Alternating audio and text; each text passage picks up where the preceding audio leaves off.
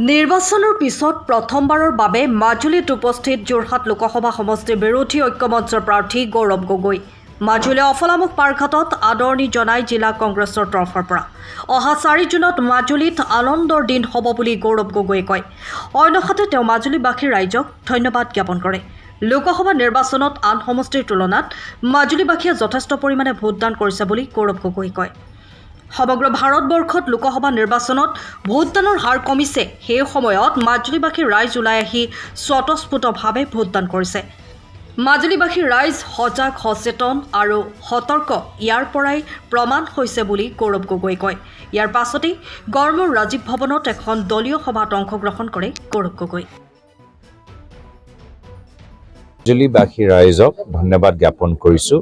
যোৱা লোকসভা নিৰ্বাচনত যথেষ্ট ইয়াত ৰাইজে নিজৰ মূল্যৱান ভোট প্ৰদান কৰিলে, আগবঢ়ালে আৰু সকলোৱে দেখি পাইছে যে সমগ্ৰ ভাৰতবৰ্ষৰ এইবাৰ লোকসভা নিৰ্বাচনত ভোট প্ৰদানটো অলপ সংখ্যাটো কমি গৈছে।